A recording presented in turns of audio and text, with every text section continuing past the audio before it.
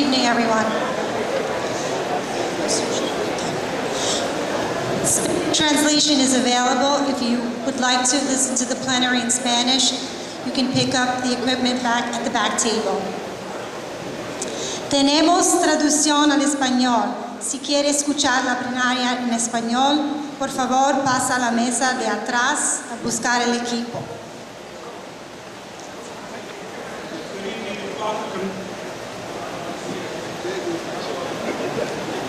Good evening and welcome to Left Forum 2015.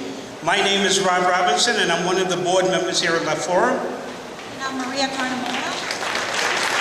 Thank you. We want to thank you all for attending Left Forum 2015. This conference was an incredible success. The board of directors would like to thank the staff and administration of John Jay College of Criminal Justice for their hospitality this weekend.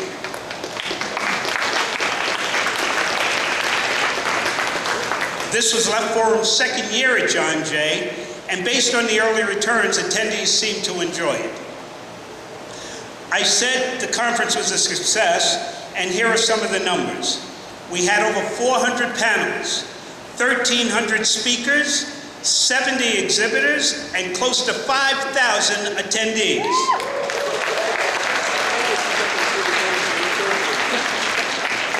But a conference of this size doesn't happen without a committed staff, committed volunteers, and committed interns. And I'm going to name some of the names. I want to start with volunteer coordination and Lily Bisnoué. I want to start out with video coordination from Alexandra Bukaris and Vincent Cicerelli, Samantha Desire and Serena Zhu with registration. Public relations and media was a host of folks, Ananta, Teresa, and Scott. Program guide, Steve Matthews. Program coordinator, Marcus Gretsch. Where's Marcus? Marcus comes all the way from Berlin to serve us. Plenary and logistics coordinator, Gabriel Falderone. Media liaison, Peter Ruff. Outreach and administration, Evan Jones and Yasminia Madera. Exhibition was Carly Schwab. Event operations, Mike Ryan. Editorial and graphic design, Matt Benetti, Lori Bogart and Christian Cisneros. Database coordinator, Yuzhen Zheng. AV and technology, Nancy Castro. Art and social media, Darrell King. Administration and operations coordinator, Ashley Abbott. Big hand for Ashley. Ashley and I have worked together for several years. And finally, the one staff person that makes this happen, conference coordinator, Seth Adler.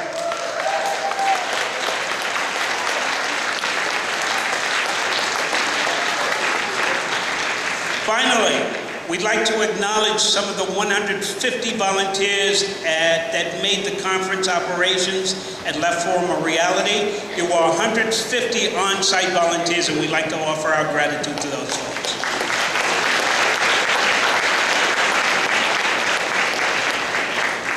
We at Left Forum have committed to facilitate and increase accessibility to the conference. To that end, we are very proud to have offered for the first time free childcare this year. We made that commitment to you last year, and we lived up to that commitment.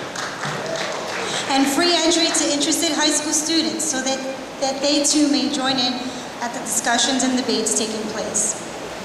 We are living in exciting and challenging times, where new possibilities of resistance and fightbacks are in formation, and new forms of repression are hard at work, willing to do what they always attempt to do, and now with even more sophisticated weaponry.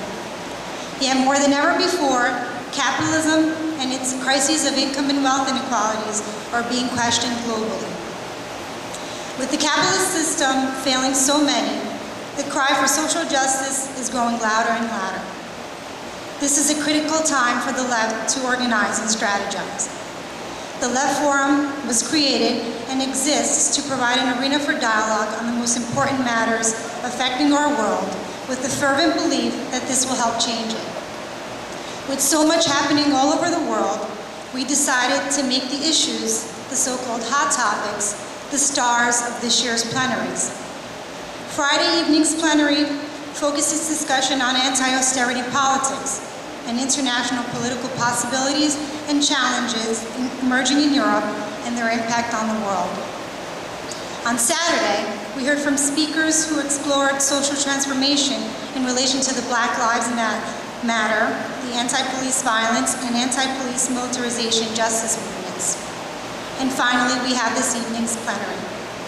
The Left Forum's closing plenary will be different this year. We are moving away from the traditional format of 3 to 5 speeches, and instead the plenary will feature 3 discussions, each with 2 speakers and a moderator. Each of the presenters and interlocutors share a wealth of political, cultural, and intellectual knowledge and experience. This evening, they will discuss and seek to answer the questions of a national left presence, a national left politics, national and international left organizing, enduring coherent national organizational structure, and power.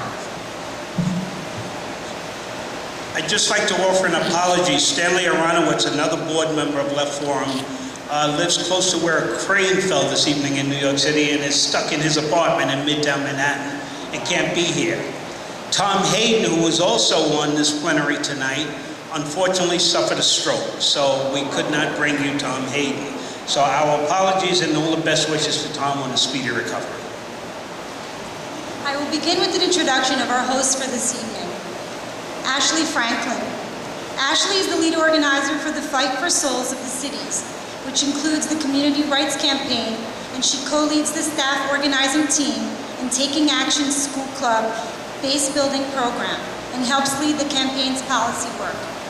Training students in organizing, campaign development, and political theory, she also leads the Taking Action Club at Manual Arts High School in South LA, which she organized in 2009 when she came on staff after graduating from the National School for Strategic Organizing.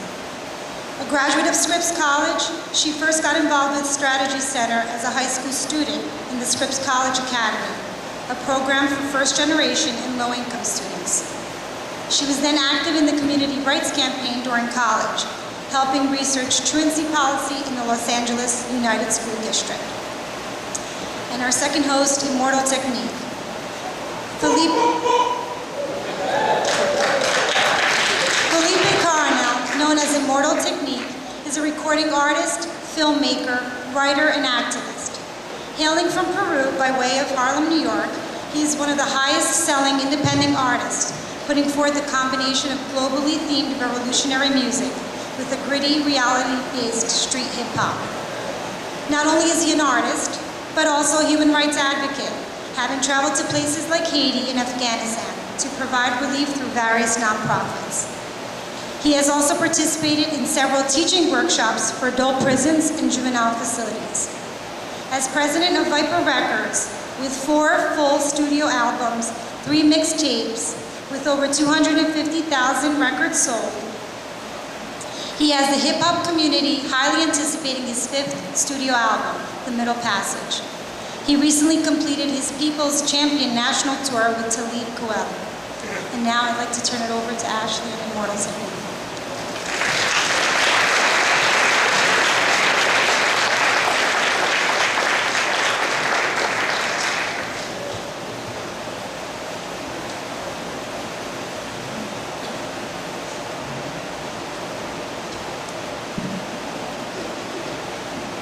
Good evening, good afternoon, good morning to the people that are watching this from somewhere else around the world. It's been a wonderful few days of conversation, debate. I said before when I was at this plenary last year that I wanted to see everybody bring a child or a grandchild with them. And I just want to say to the people that came with someone young that they want to educate and and reveal the depth of the corruption that we live in. I I want to say that I appreciate that, and if you haven't done it this time, don't worry, there'll be a left forum next year because those problems won't be resolved in 2016 either. This is a long-term project we're talking about, and when they tell people who criticize the United States of America that we hate America because we want to make it a better place, think about how illogical that is. If you've ever had children or had a small child in your care, imagine that it steals from a store. You're not going to break your child's arm or kick him down a flight of stairs because he or she stole something. You're going to take them aside and say, I love you and I care about you and I think you're a better human being than the actions that you're taking now, which is the way that we choose to look at America, to say, no, we don't hate America, because if we hated America, we would let it go on being the dilapidated, corrupt, failing republic that it's becoming. We love America. That's why we choose to put ourselves on the front line and say, this is what must change. Even if those people don't look like me, even if they don't worship the same God as I do, even if they have different customs and were raised in a totally different fashion, if those people are facing injustice, I'm going to face it with them as if I was one of them. That's what I am here to do, and I hope that's what you're here to do too.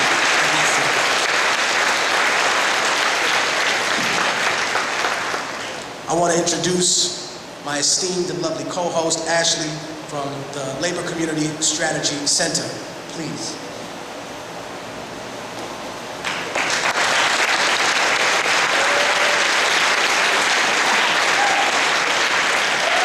So, good afternoon, everyone. So my name is Ashley Franklin. I'm an organizer with the Labor Community Strategy Center, which is based in Los Angeles, California. I've spent the last 7 years of my life organizing young people in high schools to fight against mass incarcerations of the Black and Latino community, specifically fighting against the militarized police war state in favor of a social welfare state. So tonight, we talked about how many workshops and plenaries we were able to actually see. And in culmination of everything that we were able to see, we're gonna get really deep and talk about building the left. So we're gonna delve into questions of what is the national left presence, national left politics, national left organizing, and really analyze what is our power? What is our organizing presence? And in order to do that, we're going to talk about social action, right? We're going to talk about strategy. So we have a slew of amazing people that are going to talk to you about their experiences on the ground, what they've been putting out. And I just want to mention some of their names. Of course, you'll get to see and hear more from them today, but let me just go down the list because it's pretty good. So we have M. Adams, which is a part of Freedom Inc., a Young Gift and Black Coalition. We have Reverend Sekou, Fellowship of Reconciliation. We have Pamela Brown, which is a columnist with Title Magazine and co-host of the morning show on WBAI. We also have Keeanga-Yamahtta Taylor, who is working at Princeton University and is about to release a new book. I don't want to put it out there. I'll let her share with you, but it's looking pretty good. We also have Charles Lenchner, who's part of Organizing 2.0 and People for Bernie. We also have Glen Ford, which is a part of the Black Agenda Report and Real News Network. And as we all know, Stanley isn't here, but he's here in spirit. So he's here in spirit, but Tech and I will definitely try to fill that space. Okay, so now that we've seen who's gonna be the people that we get to hear from and listen to, I wanna break down, so how is that gonna happen? We have all of these dynamic political theorists, thinkers, activists, and people who have been building this movement. So what we're gonna do is break into 3 timed pairs, where there will be a moderator, so Tech and I will be the moderators for the panelists, but of course, as you all can hear from the organizations they're a part of and what you've read in their bios, we don't really have to do that much work, so thank you for for being so amazing and putting out some amazing political theory and ideas that'll make this go really fast and easy, but we'll get some depth. And then the idea and the focus of this panel is talk about what have been some of our hopes, some of our dreams, some of our challenges that we faced while we've been trying to build the left, and particularly how to build a left organization. So could you all welcome me in joining our first two panelists? So it's going to be Tech, Reverend Sekou, and M. Adams.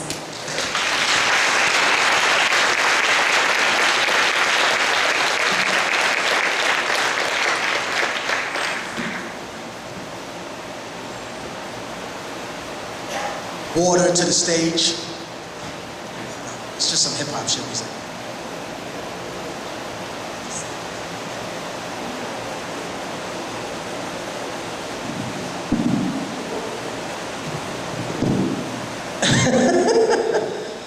Reverend and M. Adams. I appreciate you guys being here, and I appreciate the audience for staying with us tonight through this incredibly difficult, nasty weather, which is probably the worst of our concerns in the world. It's the worst in the world. But I wanted to ask a question. Now that we have the two of you here, and please feel free to jump in for anything, what do you see on the ground that indicates the emerging and radical transformative politics that we were talking about during the plenary, in the beginning, during the panels? What has been your personal experiences with that?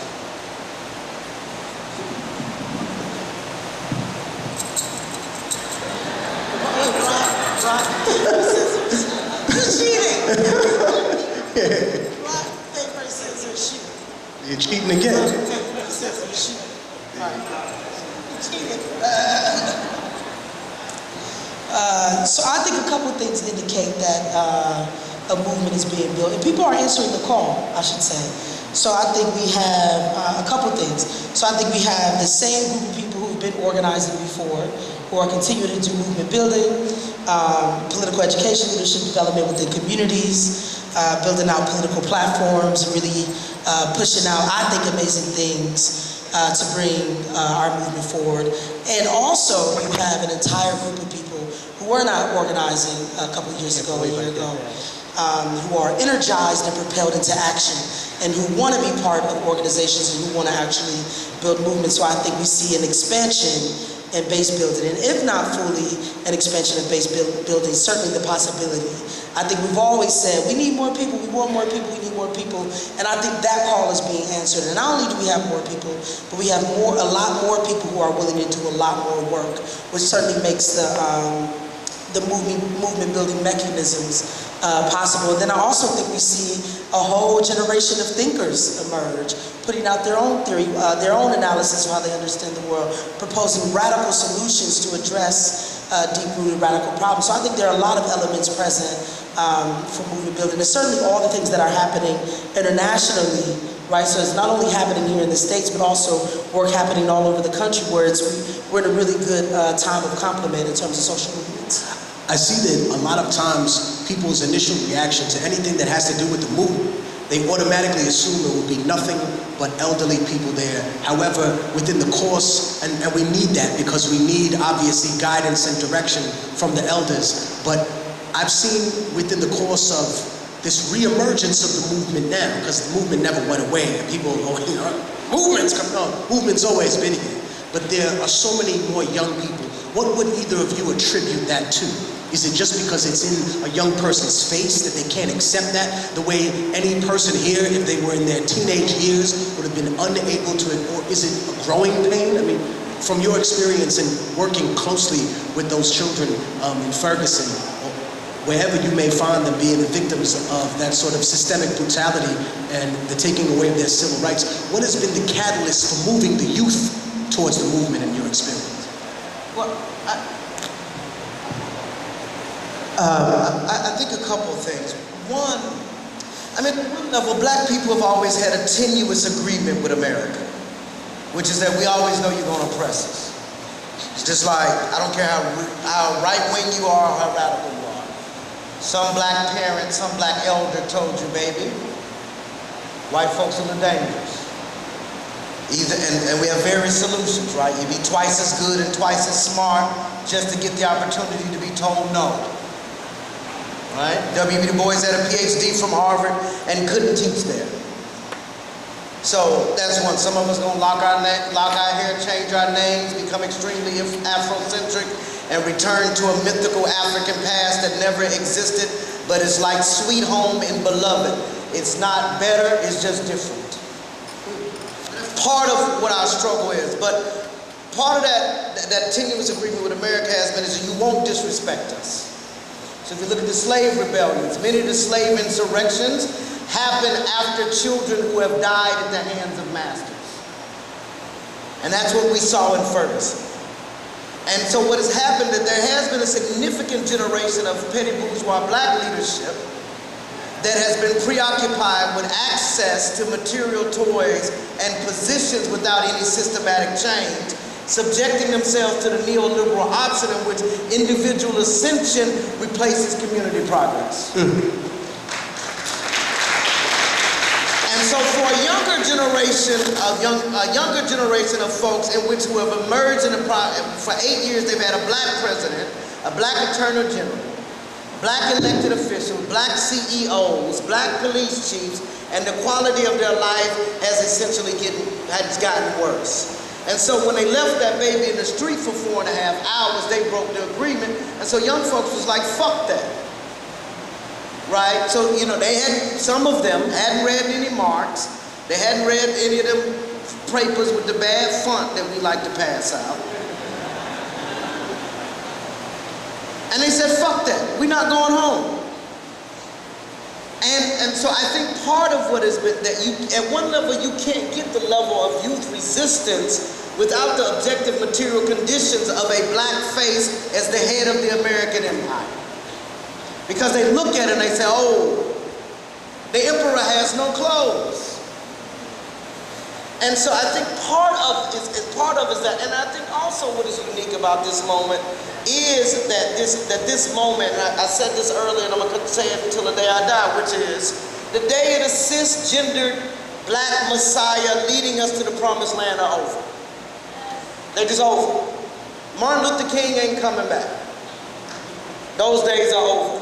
But what you have, which is embodied in M and all the other young folk who are doing deep organizing around the country, is that you're going to, the new leadership is going to be queer, it's going to be woman-led, lots of single mothers in the street,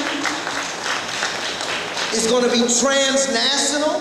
They got Black Lives Matter chapters in London, all over Africa, in Paris. It's going to be anti-imperialist. It's going to have a critique of capitalism. And so what we're seeing is the embodiment among young people, a generation of leadership that, in terms of my limited Christian analysis, they're incarnate. It's incarnational. It's embodied of a radically queer, anti-capitalist, anti-imperialist discourse, and they're doing so with limited resources. So you remember one of the things that we often talk about, when we romanticize the civil rights movement, everybody over 40, say they marched with Dr. King. And you meet everybody in this room, they was on the bridge itself. If y'all was all on the goddamn bridge, it would have collapsed. But part of the mythology that I feel like young people are coming up against, and I feel like my role has been to push back, is that nostalgia is a form of mourning because the present is unbearable and the future is unforeseeable. And so a lot of what young people are also struggling against with limited fiscal resources is a mythology in which everybody participated in the movement of the 60s, which tempers their possibilities because it's untrue. There was plenty of infighting. Plenty of folks who don't like it. Some of y'all ain't still talking to each other because something happened in '63. And so part of it is that I feel like part of the challenge that we face as a left, and I'll shut up on this point, is that actually Ferguson, Madison, Baltimore are actually indictments of the left. Because the left has not placed a premium, just like the rest of America, on poor black people.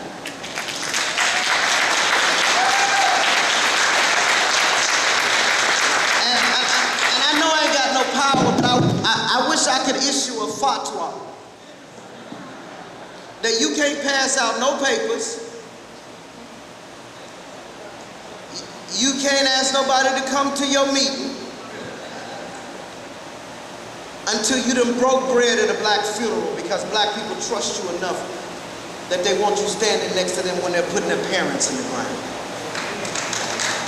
That our obsession over lines, over lives, papers over people, has disempowered and hindered the possibility of building an effective left in America, because we've embodied the level of racism and respectability in our movement that can't handle kids with tattoos, sagging their pants, saying fuck the police.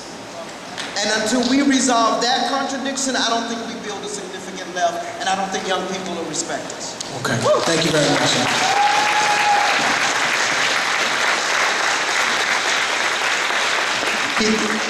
The Reverend brought up these subjects about race, gender, class struggles. Where do you see the intersectionality of all these things in terms of being a driving force towards bringing people from different lives together in the movement?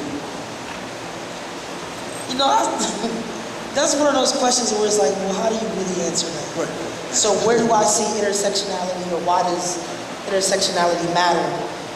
Okay, so a couple things. So one, I think, and this is not just my belief, right? There's bodies of work on this, and there's evidence in the way that people live lives and build movements, that we dealing with all of it is just the frank truth. If we are thinking about my life specifically, I'm dealing with race, class, gender, sexuality, ability, and a host of other issues. So I think what we have now, as you mentioned, is the leadership of people who are talked about as being intersectional or having intersectional lives, and putting all of that out of there, putting it all out there. And we're not settling, right? And I think that's why this moment is unique. We won't be bought off. We won't be convinced that, if they just give us a couple houses in the projects, we're gonna settle down. We want everything. We want freedom, and our freedom includes all of that. No plea bargains. Yeah. We're going to trial. Yeah, we want everything. And I think that's why I'm really excited about now in this moment, and myself and a group of folks who are coming with us, is we're not taking no losses, and we're here to get everything. And that includes not only freedom, as been talked about historically for the black community, but it's one that's queer-centered.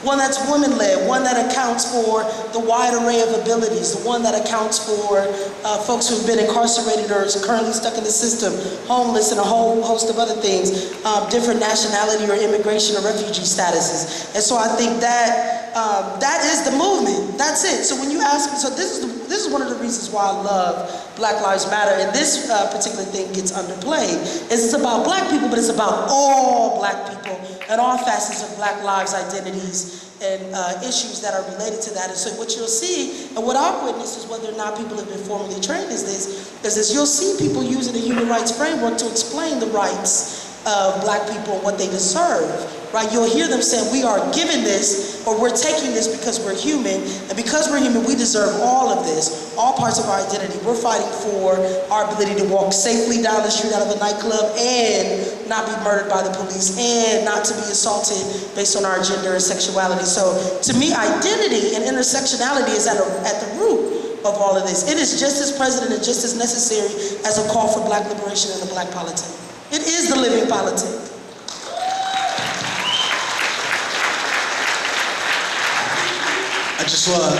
I just wanted to say that before we ask the next question, one of the most interesting moments in my political education is when I came out of prison in 1999. I know that was a short time for some people, a long time for me. But I remember very clearly a friend of mine talking to me about the privileges that I had that I didn't know I had. Because he was talking to me about rebuilding my life. And he goes, you have a lot of privileges, man. And I looked at him and I kind of got angry at him. I'm like, yo, man, first of all, B, I just got out of prison. I'm on parole. I still react more to my number than my name. shut up about my privileges, man. And like I got really angry at him and defensive. And then one day he explained it to me differently. And he said to me, you know what, brother? Let me talk to you about these things that you never knew and understood you had. And it was a telling moment. He said, you know what? You have male privilege, right? And I said, how do you figure, man? I mean, I'm 19, I'm 21 years old. What are you talking about male privilege, man? I'm fresh out the joint, I don't want to hear none of this. He asked me a simple question. What have you ever done to prevent someone from raping you when you walk home late at night?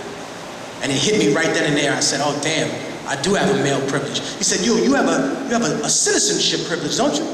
You came here and then you became a citizen. What happens to you when you get arrested and when you go to prison versus what happens to a person that is undocumented when they're thrown in prison and not charged with anything and kept there for an elongated period of time? He said, you have a straight privilege. And I said, what does that mean? He said, yo, you can marry the person you love in life. Not everybody can say that, brother. And I thought about these things, and I thought about all of the privileges that I had. And I thought about the way that someone explained it to me. Tell me about that explaining process on the ground, because if there's a bullet in your arm and I just put my hand in there and rip it out, you're gonna think I'm torturing you. But if I tell you, brother, there's a bullet in your arm, I'm gonna make a section cut right here, I'm gonna take it out, I'm gonna sew you up, anesthesia, these are the pills that you need to take to recover.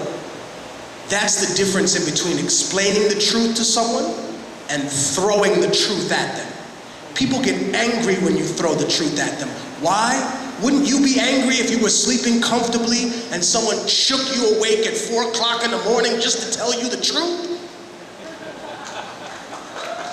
So real quick, and then you jump in. I believe and I live by that those most impacted need to lead. And I firmly believe that when those most impacted win, everybody wins, right? So I think that there should be a vested interest, just to use gender as an example. I think there's a vested interest for all people to be wanting to end gender oppression. Because the truth is, police murders aren't just racial, they're also patriarchal, right? So if you're gonna solve police murders, not only do you have to deconstruct oppression due to race, but you also gotta deconstruct oppression due to patriarchy. But when we talk about patriarchy, when we talk about gender, people be like, oh, here go in with that gay shit again, right? And so, because it is true that those most impacted by patriarchy, sexism, are women, are queer folks, are trans folks. That is true. But the vested interest that men have, that cis men have, is this. If we begin to look at the movement, particularly right now around police murders, and we really look at the question of gender, we look at the way that the gender discourse is just as present as the racial discourse, two things would happen. One, not only would we build a movement that included more people who were murdered by the police, so we would solve the issue as to why black women get left out, why black queer people, why trans people get left out of being discussed in terms of victims of police murder. But we would also do something that I think is just as profound. We would begin to include other forms of violence committed by police onto black communities. The only kind of violence that you hear talked about are violence, or is violence that is considered masculine, right? That's the shot, that's the choke, that's the punch, that's the hit with the billy club. But what about other forms of violence that is associated with feminizing somebody?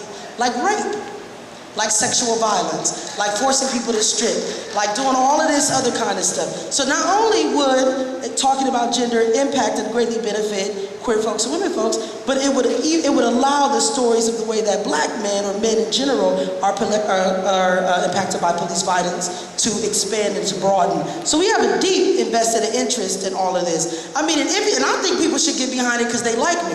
I think people should just be like, we love him and we want him to be free. But even if you need a selfish solidarity, there's certainly an interest for men in particular to want to deconstruct, black men in particular, to want to deconstruct patriarchal violence embedded in the police.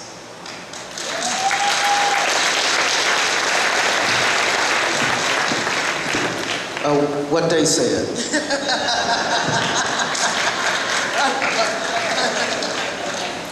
Now, I believe we have time for one more. Just to get a personal understanding. I told a story in the other panel about a time I experienced police brutality when I was about 11 to 12 years old, and I talked about how people who are activists in the movement, this was an ongoing theme, how people who were activists in the movement were not bred in a lab.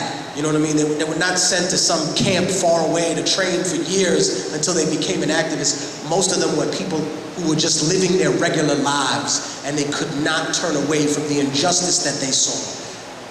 The majority of the people in this room are here because when you turn on your television, or when you read your paper, or when you find your news, however it may be on the internet, you see a world that you want to change, that you want to help to become better.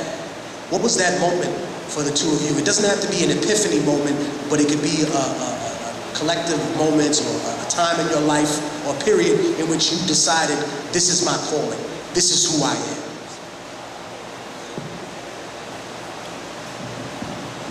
I mean, I think for me I was raised in a beautiful, loving black community. Right? That I was raised by my grandmother and her friends. Many of them couldn't write their names. There's a woman named Miss Roberta. Say, come, she had a snuff bucket. You northerners don't know nothing about snuff buckets. She said, come here and read to me, boy. I see you, Gabriel. Gabriel, everybody put your hands together for the guy who's keeping our time together. I'm gonna mess with you the whole time. Bring it. And so I was raised in a beautiful, loving black community that loved Jesus and loved justice. A grandmother who taught me to read at 4 years old. A community of semi-literate people who placed an emphasis on the life of the mind. And so I think that's part of it. The other part, in terms of how I arrived in Ferguson, I grew up in St. Louis, and so I'm kind of from there. But there was something about seeing non-professional organizers in the street. And so it's those images of kids with tattoos and sagging their pantses, and these young folk, I just call everybody baby. That her and Z and they and gender non-conforming and all, like they got a whole thing, but comprehension is not requisite for compassion. So you may not understand it. So I didn't honestly understand what was happening, and I still don't. But I knew that some young folks from a poor working class community, highly policed, experiencing these non-patriarchal masculine forms of violence through high levels of ticketing, high levels of surveillance by the police forces, alienated and demonized by the black church,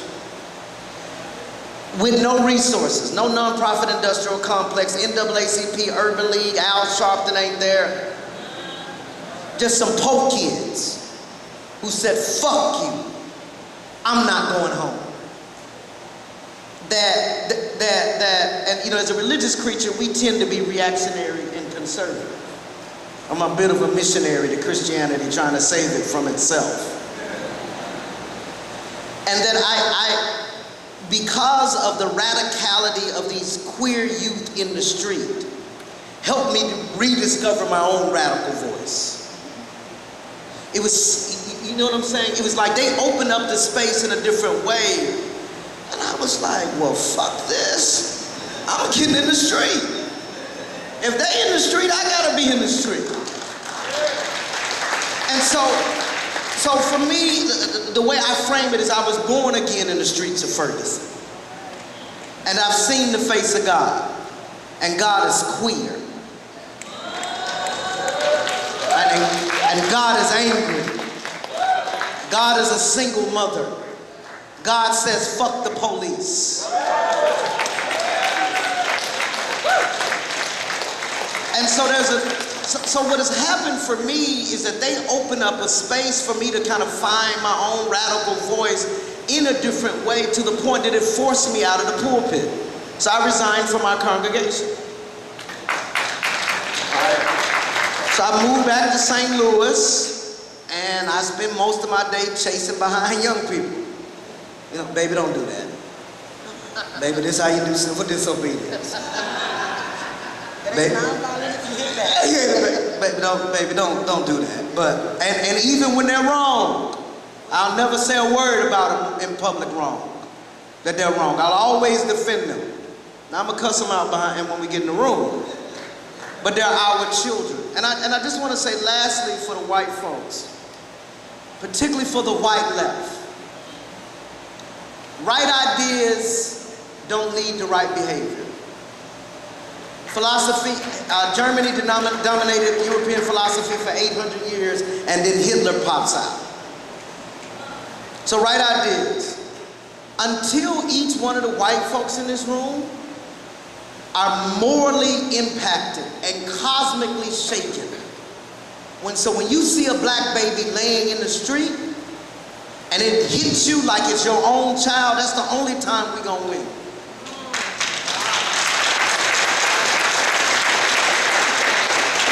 We're only going to win when every time they shoot a black baby down in the street, you don't bring your paper, you bring your body. And you don't try to, because the people got everything they need. They don't need your revolutionary consciousness. They already got it. But if you show up in a way, in a church basement somewhere, with some everyday people, and you figure out how you can support them and stand with them, I'm telling you, you might be born again. And I'm not talking about connected to a holy other. That the only possibility for you for us to win is for you to fundamentally believe that you have as much to risk and at stake in our struggle as black people themselves. So that simply means show up and shut up.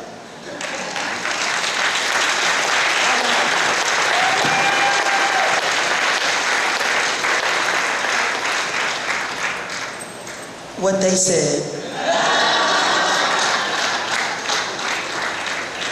So quickly, one, I grew up with the moral stronghold.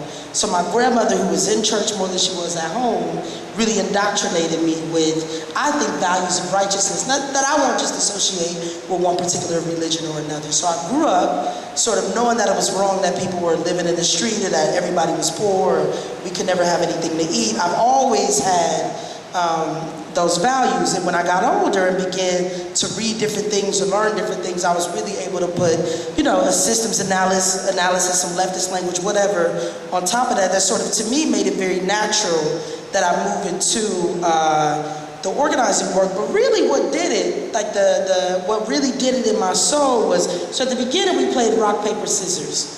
Well, if you're black, if you're queer, if you're female assigned, if you're poor, you're kind of gonna get killed by this country one way or another anyway. Think about it. Every health stat is against me, from diabetes to HIV. Every poverty, economic, whatever is against me, from housing to joblessness. Every stat is against me in terms of incarceration and freedom. Every stat is against me in terms of sexual violence and domestic violence being acted out or against me on my body. Just around the gamut, everything around me says, if you're black and you're queer and you're female, you all of this, we coming for you, right? This is what the state has in for me. And some of us, not all of us, but some of us did a little bit of rock, paper, scissors and said, if we go, we're gonna go fighting. So I'm in it because I'm trying to save my life. I don't have a choice.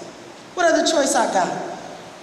Seriously, what other choice do I have? And so this is the only way I know to live, right? My grandmother, right? I'm telling you, I can feel her in me. If I don't get out here in these streets, I can't sleep at night, right? What is probably more safe for you to try to run from the police than it is to stand here and talk? I gotta do something, right? And so I threw my rock, so to speak, at the cops a long time ago, and I've been in it ever since.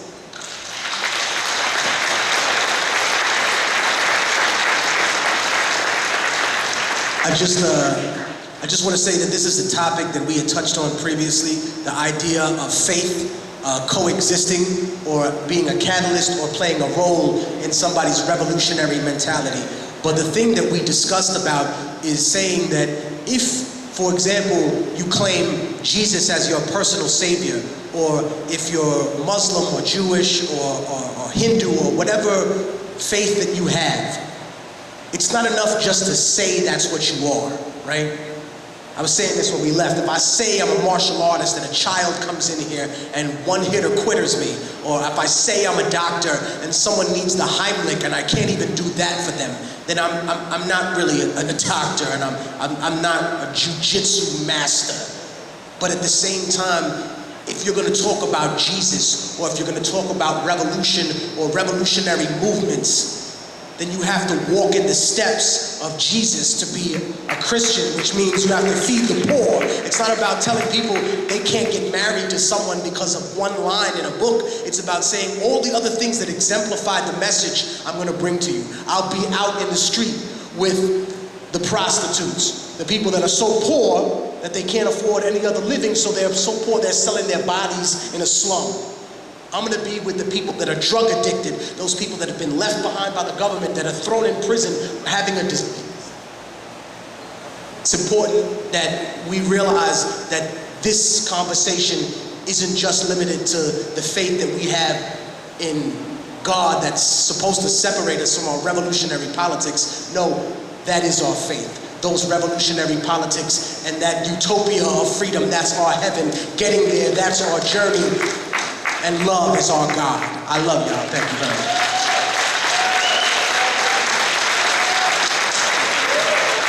Please give it up for the panelists and for yourselves.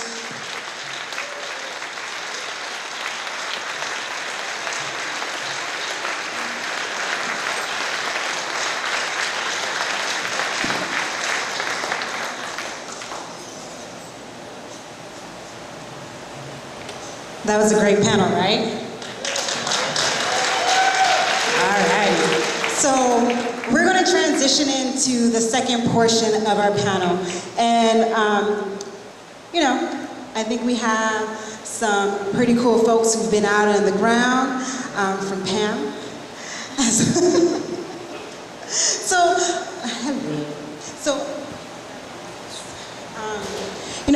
I was trying to think about everything that was being said, and I have the hard task of trying to wrap up what was said, but I think the best way for me to do that is to share a little bit about some of the work that I'm doing in Los Angeles, and, working with young people inside of the high schools. I don't know if you all know, Los Angeles is the epicenter of policing suppression and counterinsurgency. And so young people are faced every day with the nation's largest school police department, and some of which they receive some weapons through the 1033 program, which basically were tanks, grenade launchers, everything that we saw in Ferguson were some of the things that we saw on the street.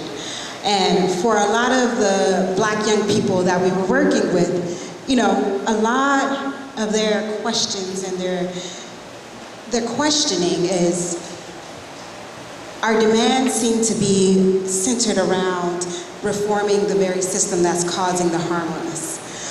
So how do we have a broader conversation about a broader Black plan? How do we fight against counterinsurgency? And understand that every weapon, every gun that we see inside of our schools or inside of our community is a signal to us that the system is going to war with us. It's a signal to my young people that you are not going to be the next Malcolm. You're not going to be the next Fannie Lou Hamer. We're trying to suppress that before you can even think that. So, I think that was the best way for me to think about some of the work around getting on the ground and fighting. And so for this portion of the panel, we're going to be addressing the state, and then also talking about national organizational politics situated in a left and radical process. And so the first question that I wanted to ask is, I wanted you all to share with us about movement building and your left political experience. What were and are the nature of revolutionary organizations today? And to delve deep, I think we need to be honest and dig deep and talk about fragmentation and alienation within and between revolutionary organizations and organizing in your own experience? That was a lot, but. I'll start. Let's see.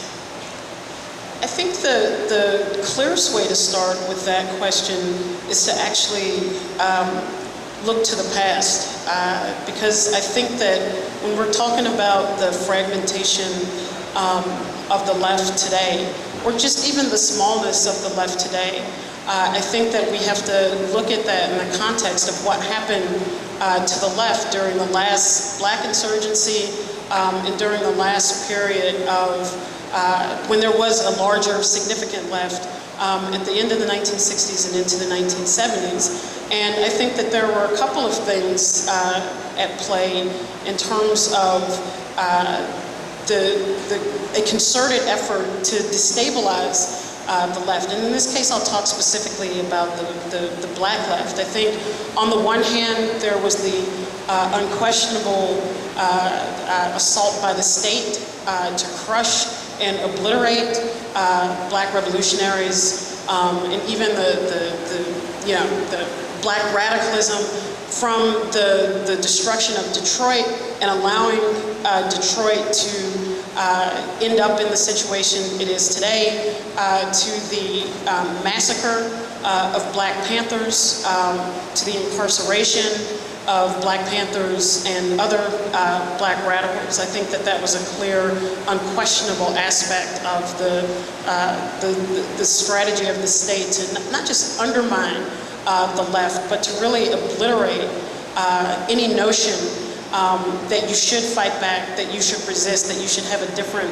conception of what society and life should be like. And I think the other part of that, so we have repression, the other part of that was co-optation.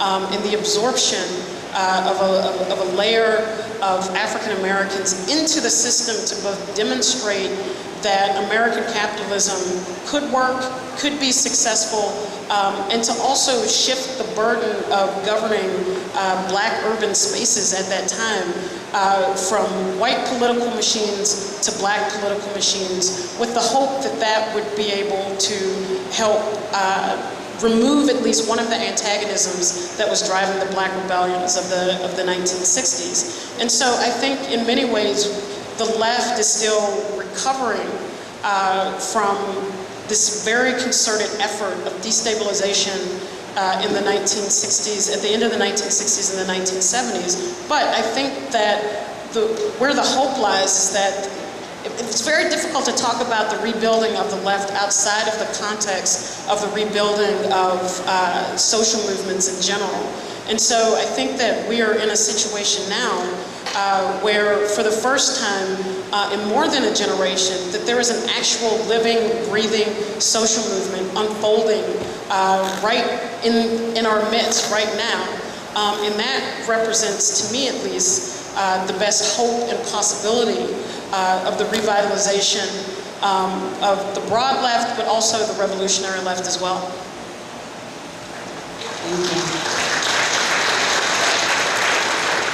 Yeah, I think that's a great starting place. And I think for me, coming out of organizing around Occupy, although that wasn't actually the first organizing that I did, I actually first worked with a group of African American women as part of the anti-Iraq war movement, and later got involved in Occupy actually. I think that one of the key aspects to thinking about building a left or considering what a left might be or should be right now is something about how we look towards a shared kind of political horizon and what that means, a shared vision for our future. And I think that probably a lot of the fragmentation that we see is because there's not really coherence. And even as we speak about it, we have here, we're talking specifically right now about really Black Lives Matter, right? And the audience, as I look out, I see is mostly a white audience. And so we have to sort of grapple with, I think, what that means and how is it that we do the work of unfolding and creating spaces in which a process can unfold, where we are able to come together and develop a shared vision. I think that when we think about organizing, one of the key moments definitely was Occupy, because we did do this really well, I think, in spite of a lot of the different problems, because we were very open, we invited everyone in, and of course that was problematic, and it allowed for opportunities for state repression to destroy a burgeoning movement. But I think that we learned a lot about what it would mean to organize, and that some of the work is not organizing per se, it's really about how we come together and understand how we relate to one another, fundamentally. And so I think that in terms of a revolutionary movement developing, I think probably that's one of the starting places that we might want to look at for how we organize. In other words, creating spaces in which we can really come together and develop a shared politics, a shared social horizon in which we transform the way in which we relate to one another fundamentally. I wanted to say one more thing about that, because I think that I agree with all that, and I would also add that we're talking about rebuilding a left, that we need what exists of a left to be a part of that process. And so I do think it's worth saying that it does, to me, that's an attempt to synthesize history and politics in such a way as to figure out how to move our struggles forward. And sometimes that history and politics doesn't just naturally arise out of the struggle itself, because if it did, we'd probably be a lot further along than we actually are today. And so to that end, I think, you think about the Black Panther Party at the end of the 1960s. I think it was 1968 or 1969. Black Panthers were selling the Panther Speaks, their newspaper, 100,000 copies a week, right? And so what was that newspaper doing? It was actually very fundamental in reconnecting the movement at the time with its history and tradition in a way that in this country is so savagely ripped from us, right? That people have no idea what the history and tradition of our movement is, whether it's the Black movement, whether it's a more general left movement. People don't know about the struggles in the 1930s. People don't know about the struggles in the 1960s. And that knowledge, that information doesn't just come out of thin air. It comes from people in this room, like people who identify as part of a left and who have made it part of their job to reconnect with that history, to learn and understand that history, who have then a responsibility to not go transmit it in an artificial way, but to embed themselves in the existing movements, to become organically connected to them, not in a cheerleading way either, but as an organic expression of the movements that exist, that part of the effort is to reconnect our rich history and tradition of struggle in this country, aside from struggles that have gone on across the world, and to reconnect the new generation of revolutionaries and radicals who are just getting in the struggle now, or who are trying to figure out what that is, that we all have a role to play in that, and that can look like many different things in many different ways. But I think that it's important to recognize the importance of the left that exists right now, and how do we build on it. So, I think that Black freedom thought has been at the core of revolution and counter-revolution. And thinking about U.S. Jim Crow, apartheid, all of those things. How much do you think that in our society, or even in the movement today, that people are cognizant or thinking about that? Or thinking about history? Yeah.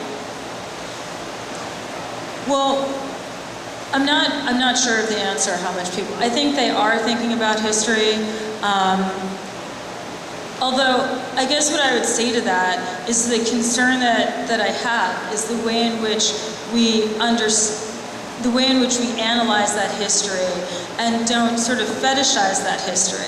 Because particularly, I think, within African American communities, we may have a little bit of fetishization of the civil rights movement, to say the least, right? And I think that's really, it's challenging because that doesn't allow us to have intergenerational struggle very easily, because we have a generation of people who really pride themselves, of course, on the amazing work that they did at a particular time. However, I think for my generation and younger generations, we've seen less result from that. So on the one hand, I think that we really need to look to that history, but I think part of that analysis needs to be what has changed, how have the dynamics of power fundamentally changed, and so what are we actually up against and fighting for and fighting towards and looking towards and imagining and envisioning for ourselves now. So on the one hand, I think that history, and anyone who knows any of the work that I do, it's always based in history, is very, very important.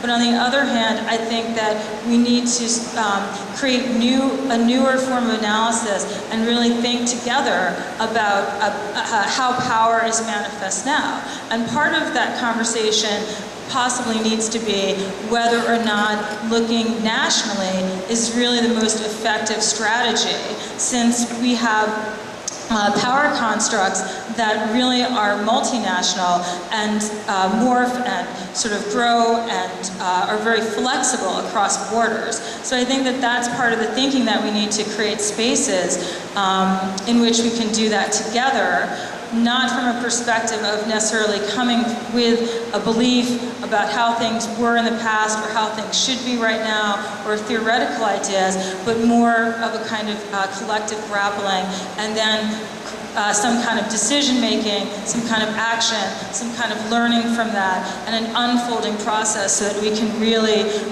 sort of develop what that future, start to manifest, let's say, what that future might look like. One of the things that I think that we have seen, and Keeanga and I were actually just talking about this before the panel, we had a really great conversation that we laughed and said wish we could be up there right now talking. But the ways in which current politics, particularly having a black president, and what an existential kind of breakthrough in possibility that was for people in spite of the results of that, right? And so it's a kind of twofold. It's not one thing. It's multiple things happening simultaneously, where we're able through making an attempt, maybe that's a failed attempt, right? But we see something beyond that horizon. And so I think a lot of the way in which this, the Black Lives Matter movement has come out has been about seeing some kind of glimmer beyond this political system, some kind of glimmer beyond capitalism, right? Yeah, I mean, the only thing I would add to that, because is sort of what I was speaking to before, is the need to, is the need for people to understand what our history is, and to be reconnected with that history, particularly the history of radicalism and struggle, that so much work goes into disconnecting us from that history. So, I mean, that's one way to think about the schools crisis as well. It's not only, robbing our young people of a basic education, but when we think about, what passes for history in this country, it underlines the point even more dramatically, I think. But I think that beyond history lessons and all that, which, I think is important, I think that we also have to have a sense for what is different right now, and the new challenges that this political moment present to us in a way that I think, we're all still in the process of trying to figure out. But what does it mean to have this movement emerge in the context of the highest concentration of Black political power in American history. How does that how does that actually break from the tradition of the Black freedom struggle, where historically African Americans across class lines have been pushed together in a common struggle for ideas about Black freedom and Black liberation? What does that mean now when you have a Black mayor in Baltimore mobilizing the military to crush and put down a Black rebellion? How does that change what we have historically thought about what the Black freedom struggle represented? And so there's no history book we can look to solve that question. That's something that we have to figure out in the current in the current moment. So there has to be a balance of both knowing the traditions of our movement, but also we have to understand the contemporary dynamics, the effects of neoliberalism on our political movements, the effects of this kind of enshrinement of Black political power on our movements. We have to be able to deal with those new questions as well. Okay. So, in thinking about building the left, what do you think are some of the strengths and weaknesses of transformative political movements today? Well, I mean, I think that the biggest, perhaps one of the largest problems that we have is this continued division between economic inequality and just, I'll stick with just this one, and racial inequality, and, you know, or more generally, questions of oppression. And I think about that, I'll be controversial perhaps, but I think about that in the context of some of the left's enthusiasm for this Bernie Sanders run for president. And I'll raise it in this context with, and I understand that, and I'm sympathetic to that there's a candidate who is actually willing to talk about poor people as something more than a prop. But I think that when you think about the quickness with which sections of the left could be willing to jettison justice for Palestine, which Bernie Sanders is, you know, is committed to the state of Israel. Or if you think about Sanders' sort of lack of response, really, around Black Lives Matter, and in I think the one interview he did on this question was to begin by speaking about how difficult it is to be a police officer in the United States. And so in the rush to embrace a candidacy that rightfully talks about the problems of economic inequality in this country, absolutely, but who has very little to say about the questions of racial oppression and has nothing to say about the issue of American imperialism, then that's a problem for the left, the inability to integrate those two things into a coherent picture of what is happening in the world today. We have to be able to talk about both race and class. We can't continue to separate issues of racial inequality from issues of economic inequality. And so I think in some ways if you look at the development of the political movements, the most significant political movements in the US over the last 3 years, Occupy, which struggled to integrate issues of racial oppression. I think even though people were certainly trying, and there were all sorts of efforts to do that, but had difficulty integrating an analysis of racial oppression into our understanding of economic inequality. I think that you've seen the Black Lives Matter movement begin to address some of that gap, because most of the activists and people who have been involved in the organizing have not confined themselves to the narrow issue of just police brutality.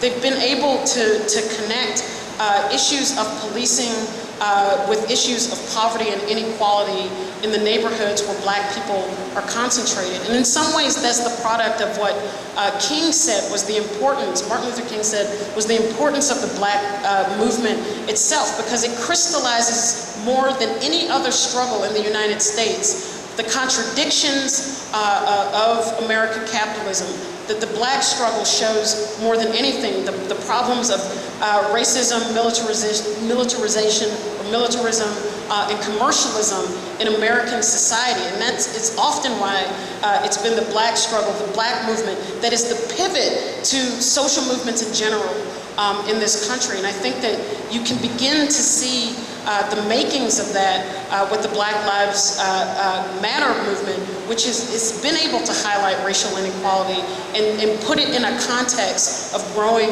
economic inequality in the U.S. And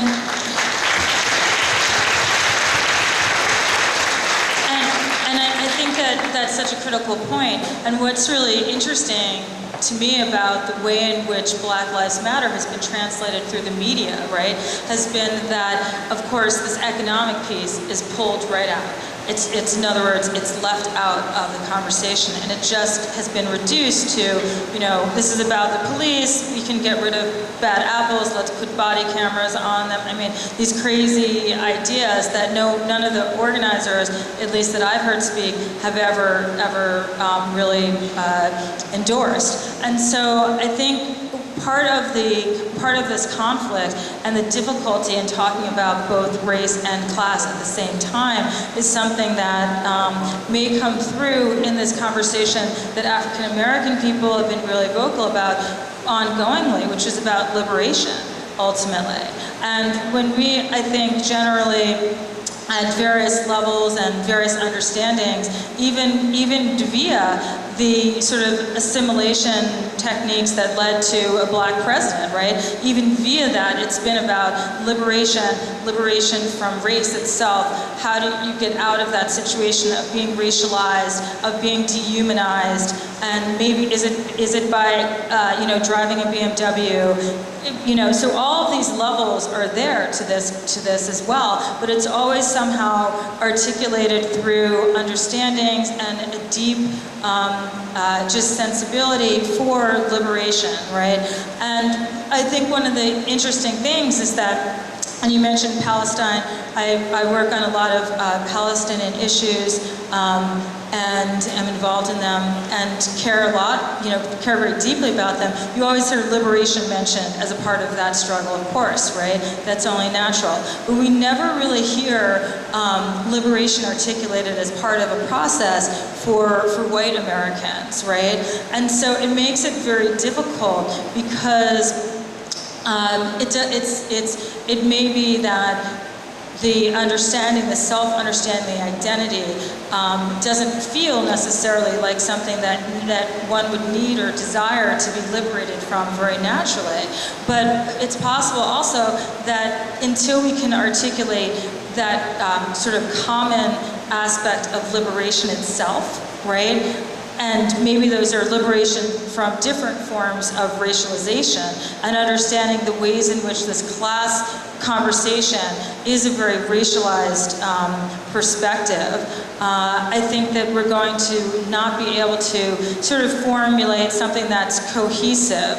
And I'm not really sure about the idea of organizations coming together somehow on the ground and doing separate work on different campaigns, and that ever generating something that's really cohesive. I have a feeling that that's going to come from a human transformation of some sort, a transformation in the way that we understand our identities very fundamentally. And I'm not sure that we can really that we can do that without a struggle for liberation. And I wonder if that struggle also includes pretty much everyone in this room in various ways, and if we can look towards that perhaps together as a way that we might move forward. Okay. Thank you. So we have a few minutes left, but we're having these broader conversations about theories and ideologies around the left, but let's ground it a little bit in a simple sentence if you can. A simple one sentence, one sentence with a lot of semicolons. Could you name, could you name what do you see as the national presence of the left, right? The national politics of the left, or national organization forms of the left? Is there anything that you can name as the on the ground of the left? Did you say in one sentence? I said one sentence. And now it's going to be 3 words. I'm going to put a few sentences together in a minute. I don't know if you can identify a single grouping, a single idea. I think that we're really at the very beginning of rebuilding the left in this country. And it's not to say that people haven't been doing this work for many, many, many years, but it's in a totally different context when we're looking at the development of the most important social movement in this country since the end of the last iteration of the Black freedom struggle. And that just changes everything. And so whatever people think that they were doing, over the last several years, which I think, has actually been important because it means that we're not reinventing the wheel, that we're not starting from scratch, but we have to raise our horizons, we have to think bigger. I think just really quick in terms of the previous question, one of the other big challenges is how do we get bigger? How do we actually build a much bigger, powerful, and significant left? And I think that means looking at it not as white people, need to look towards these movements in an altruistic way. White people need to do the rest of us, the favor of getting involved as if it's some kind of moral crusade. I think that we have to see how our fates are tied together. And that, yes, some of us are on the bottom and being tread to the ground, but it's within the context of the Bill Gates, it's within the context of these billionaires who are trying to destroy everyone's future in this country. And that if you're not part of the 1%, things are not looking good for you in the United States. And so the 99% moniker in some ways simplifies that process, but it's also true. And then we have to figure out on the basis, on what basis are we organizing unity? Do we fight for unity? It's certainly not on the basis of telling other people that their issues are unimportant and they need to wait until we deal with the meat and potatoes economic issues. It's certainly not that at all. We have to raise everyone's, we have to, make everyone see that the fight against racism is central. The fight against sexism is central. The fight against, homophobia and transphobia, gender oppression, all of that is central to our struggle, and that's how we're going to build the type of unity and unified movement we need to take on these billionaires who are literally trying to destroy the planet. And so that is the future, that's the future of our movement. Yeah. So, if you can do it in one sentence, that'd be awesome. I have problems with one sentence. I think it's a really challenging question. I'm not sure I could answer it exactly in one sentence. I think that there's no real way to define the current left, and that might be part of what we need to sort of struggle with right now. The left is many, many things, many different organizations working, different kinds of formations, collectives working, and I'm not sure that there's any one sentence or one coherent way to define the left right now. All right, thank you. Can you all give it up for our panelists?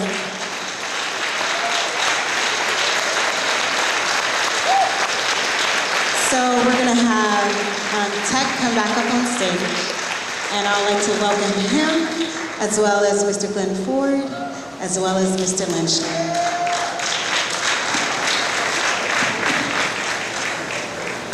I just want to interrupt these proceedings to give a shout out but it's not to any member of my family. I want to shout out the people who have been organizing at CUNY to keep the Morales Shakur Center open, which is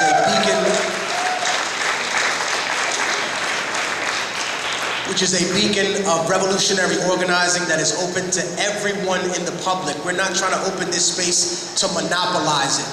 And while we're talking about monopolies, I just want to make a quick observation before we start talking about leftist politics. Again, being a person who travels through Asia, Africa, and Latin America, do you know what I see when those companies, American companies or European companies go there?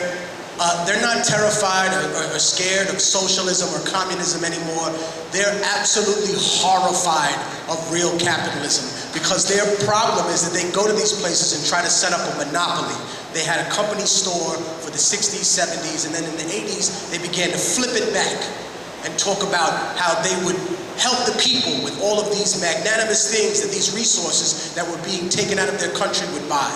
So we're gonna have a conversation about establishment politics, we're gonna have a conversation about revolutionary politics, and we're gonna have a conversation about organizing. Please welcome Glen Ford and Charles Lenchner.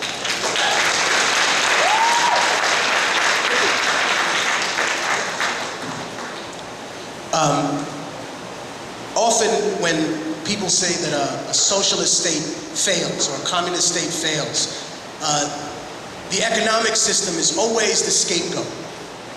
Whereas when you find a capitalist country that absolutely plummets into disarray like a failed state, the regime is always blamed.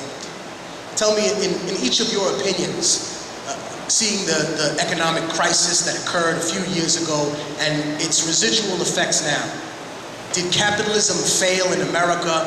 Yes, no, why? It's a layup, but please.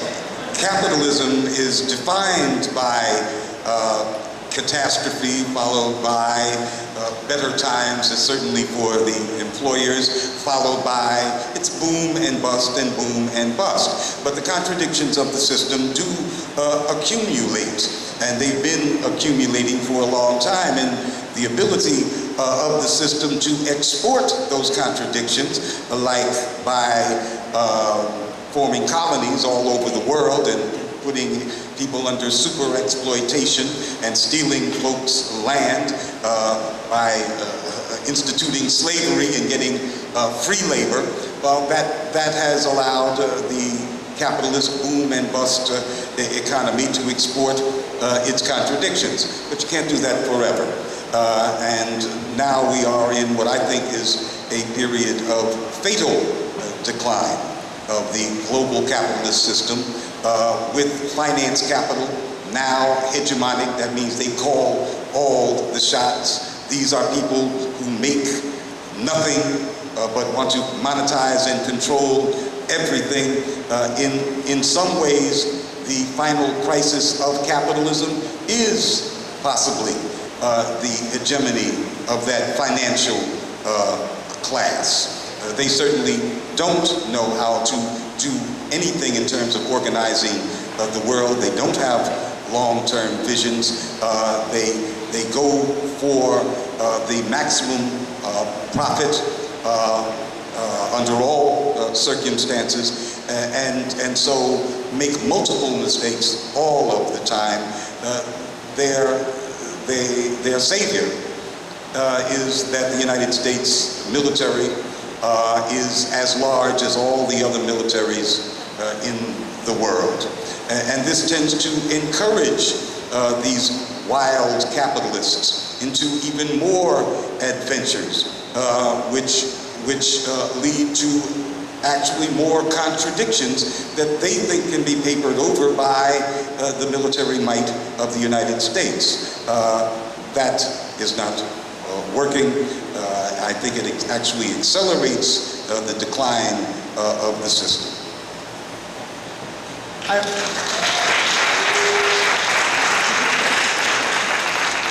I worry that I'm going to give an unsatisfying answer to this particular question. I think everyone in this country deserves to be here and to live in dignity and to have what they need and to see their family thrive and succeed. But we have an economic system that makes that impossible. It gives too many of the rewards to a very small group of people. I think socialism is the name for what will replace this terrible system.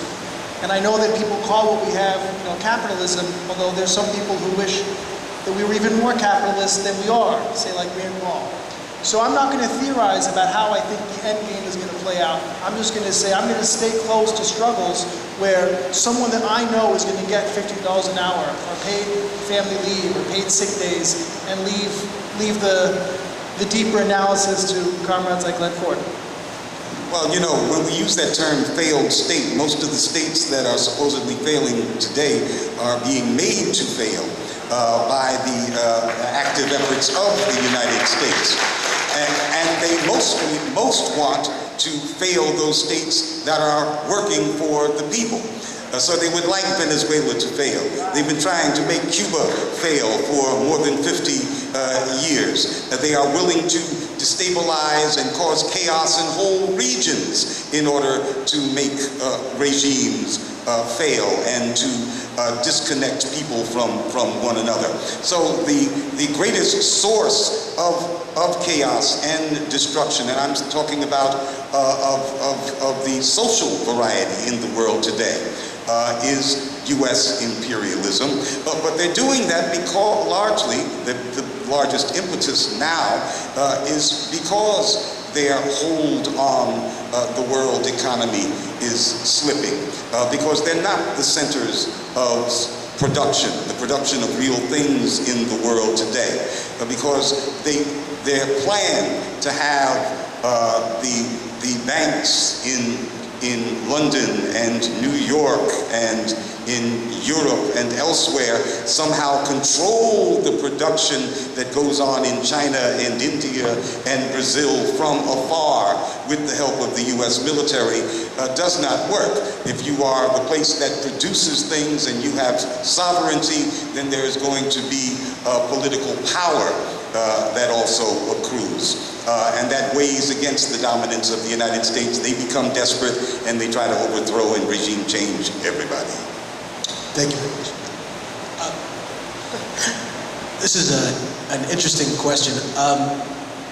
Here it says on my paper that Glen Ford represents the Black Agenda Report and Real News Network, and Charles Lenchner is Organizing 2.0 and People for Bernie. And this was touched on earlier by the young lady who was sitting right here. The question is, how does the left deal with the Democratic Party? In terms of logistics, because a lot of people will say that the Democratic Party is the corporate left, as they've been called, whereas Green Party and other grassroots are seen as more grassroots left. What is the strategy for dealing with the Democratic Party in this instance for an election and for organizing local politics? Absolutely. Well, first of all, I don't believe that the Democratic Party is a thing.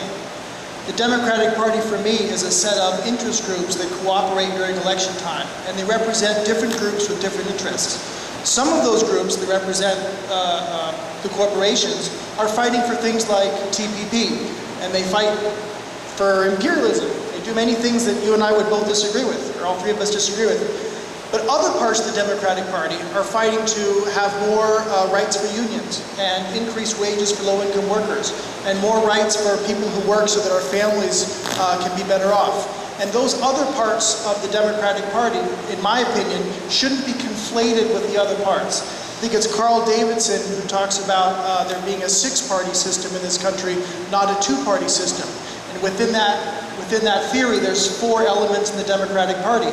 I feel like I'm part of one of those elements, and that Bernie Sanders is the champion of that particular faction.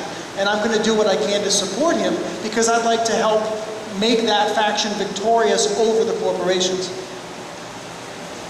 Yeah, well, Carl Davidson may think there are six Democratic parties, but he winds up telling us to vote for one of them every 4 years. We at Black Agenda Report agree with our managing editor, Bruce Dixon, who described the Bernie Sanders role as that of a sheepdog who herds the lefty sheep back into the Democratic Party. Back in the day, down in Georgia, we would call this phenomenon, I think we'd use the metaphor of fattening frogs for snakes. And the frogs, the fat, plump frogs, would be fed to the vile, imperial, corporate snake, Hillary Clinton. But I think that the entire Democratic Party, certainly the National Democratic Party, is a snake pit. It is a trap, especially for black people. And in the previous two panels, I want to add something to that wonderful discussion that was transpiring.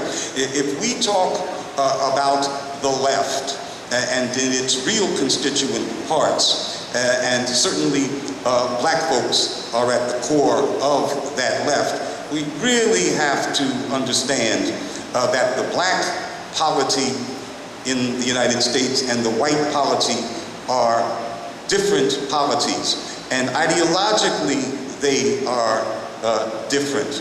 I did a study about 10 years ago and found that self-selected black conservatives, that is, black people who said that they were conservatives, turned out to be on most issues to the left of self-selected white liberals, and that self-selected black liberals, black folks who called themselves liberals, were actually quite radical.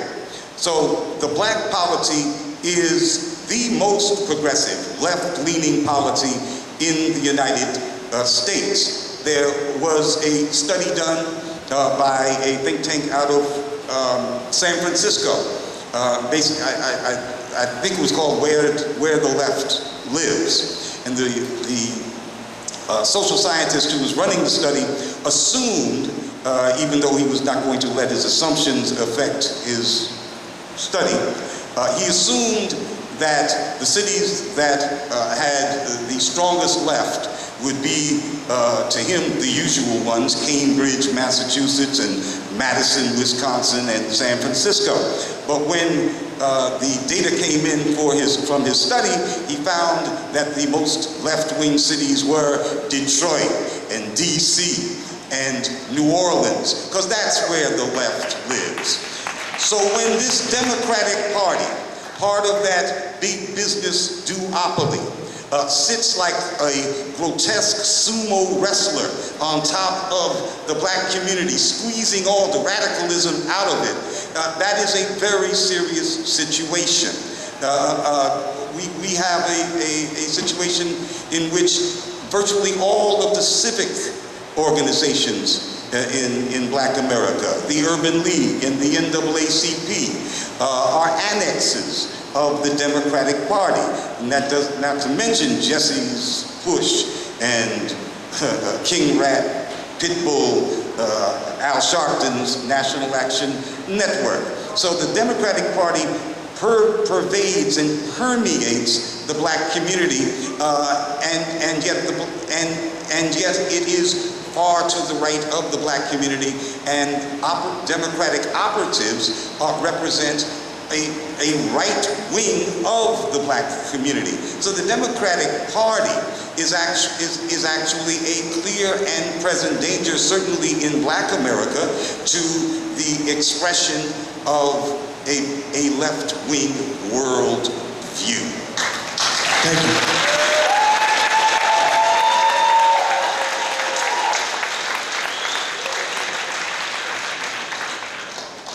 Thank you, brother. I know that you two may disagree with certain characteristics of the Democratic Party, and as you so eloquently put it, the chain of events that occurs to take power out of the community. One thing that you probably both agree on is the appropriation of movements by the Democratic Party. As you so mentioned, there are corporate elements. You, of course, going much farther into depth about the actual cost of what that is on the people. How do you stop, then, the question is, how do you stop these appropriations of certain issues? Like, for example, the way Hillary has tried to appropriate immigration by meeting with Dreamers and saying, oh, now I'm the representative of all immigrants now. The way she's tried to, or the Democratic Party has tried to monopolize the gay rights movement as if they're the only people that support it. Similar to the way we can look on the right, the way Rand Paul has become all of a sudden, according to CNN, the champion of civil rights. Whereas if you look at what even your candidate, which other people may be opposed to, definitely more about civil rights in terms of what they're saying and speaking about than Rand Paul or anybody. How do you stop them from appropriating those issues and those movements? Well, I have two answers to that. The first brings me back to the glory days of Occupy Wall Street, when you had so many people, tourists, New Yorkers, others coming by to experience the cathartic General Assemblies, to feel the power of the movement, to participate. They would show up, and maybe no one would take their email address or their name, and they weren't registered for anything, and they weren't called back, and there weren't any opportunities, or there were the opportunities that existed to bring people in and build power were few and far between. So when I think about how to evaluate a social movement, my question isn't only addressed to those few, those brave who remain after those folks have left, and then we can sort of sit in a small circle and decide, we're the good ones, we're the best ones, what have we done wrong that those people have left and not stayed with us? But for me, I want those people who left to be giving that answer. When we talk about the co-optation of social movements, we're talking about people voting with their feet to do something different than what we want them to. But we don't ask them, why did you do that? How can we be better? What did we do in our behavior, in our rhetoric, in our friendliness, and how we treat people who are comrades? What did we do to make participation in the left less of something that they want to do and more of something they're willing to consume briefly for a period and then walk away from? One answer, and this would be the answer of politicians that want to get elected, is to find the issues that are genuinely popular and turn them into legislation and make changes in people's lives. That's called winning. So we're talking about co-optation and how we can prevent, like the Democratic Party, from co-opting, let's say, the civil rights movement and other liberation movements of the 60s. Would that be, should I answer that question? We saw with the 50th anniversary of the March on Washington, all of these civic organizations that I talked about and all of the Democrats in Congress basically giving the stage to the current administration to have a joint show and reinterpretation of history that basically said that the civil rights movement part of that decade was triumphant, and it led to the glories of having the first black president in the White House. The second half of the decade was, of course, not talked about at all. In the second half of the decade, we had, through a combination of police repression and an effort successful among certain elements of Black America to shut down the mass grassroots movement and the transformational movement in order to allow those people who had been allowed through the triumph of civil rights to enter business and politics to maximize their new opportunities. And this is where we get what we call in Black Agenda Report the Black misleadership class. The folks who don't want to transform society, they just want to become part of the existing structures. They just want to be mayor, but they don't want to have a new kind of city.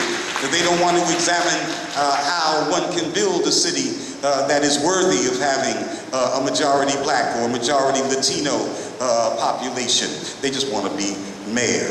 They just want to be a general in the United States military, no matter how many people wind up getting killed by the United States military. So this is when this split occurs. And so when we see the 1963 commemoration, the commemoration of the 1963 March, we're seeing a kind of political celebration of that group's elevation, the folk who won office, the folk who became Oprah, to the exclusion of the folk who live lives that in many ways are more insecure than folks were in the 60s. So as Sister Taylor said, you combat this co-optation by telling the truth, about history. Thank you very much. Speaking of history and the mythology of America, one of the most important things that people do in this country when they get elected in a general election is to distance themselves from the extremists in their own party, right? When Bill Clinton was running, he called this the sister soldier moment. That's how it became known.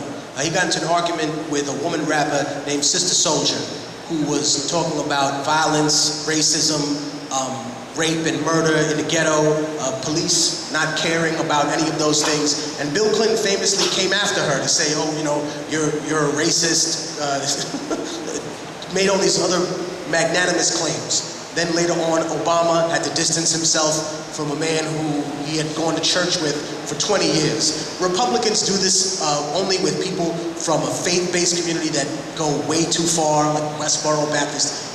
Who does Bernie Sanders need to distance himself from if he wants to get elected? And if we want an election for a person of a more revolutionary stock, as you would put the theory forth, who do they need to throw under the bus? Or does the whole premise of throwing a person under the bus just to win a general election need to be confronted in general? Question. It's a loaded question. I'm just going to pretend for a moment that Comrade Sanders has asked me for my electoral advice for the primary, which he has not. My advice to him would be to understand that a large portion of his base are people who might never have voted or who are disillusioned with politics. Folks who are graduates of the Occupy movement and other social movements, and I would ask him to figure out how to unleash that power so that he as a candidate can be serving the movements instead of trying to figure out how the movements can serve his candidacy. And I think that that kind of a flip would be a refreshing change in mainstream politics and would advance all of our issues significantly, whether or not he's victorious in the primary. In terms of who he should throw under the bus after he defeats Clinton, my answer would be no one. We'll be driving the bus and no one has to be thrown under it. I don't have a degree in throwing folk under the bus, but I think this is germane, that we should talk about folks who are trying to distance themselves in the last 2 years of the Obama presidency from the president and from the way they behaved to this president and over the last 6 years. With Obama on his way out the door, you have people who many folks considered to be of the left until 2008, when the left imploded on the white side and the black side, now describing their behavior as constructive criticism, when we in fact know, certainly on the black side, that they were part of a mob that wanted to squelch any kind of dissent from the coming of the black messiah, Obama, you see. So now folks are distancing themselves from his administration, anticipating that he will be gone and that folks will have to look at the last 8 years and the terrible, catastrophic economic blows that have been dealt to black America, and somebody's going to have to answer for why they were in fact in support of this austerity president, why they were in support of a president who 2 weeks before even being sworn into office said that all of the entitlements would be on the table.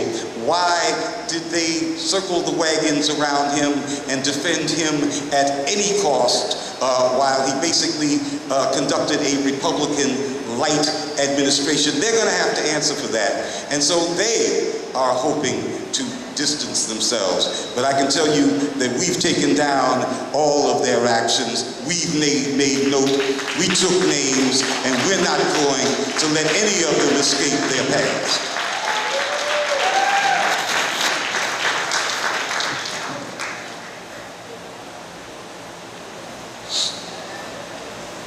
I know that this is a much more politically driven panel, but I wondered if I could ask each of you a personal question so we could close with that. I know in light of all the horrible things that we've seen in Baltimore, in Ferguson, and this question is obviously for you, Mr. Mitchell. What is the Sanders campaign, or you yourself, you don't have to answer for them because you're an individual. You know, we're not going to attribute every single thing that he's done to you, sir. But I'm going to say, what is the official position of the Bernie Sanders campaign about the Black Lives Matter movement and the involvement in those type of politics, which are much more grassroots, much more race-orientated, or is it going to be this, you know what I mean? At what point is that? How are you affected by that?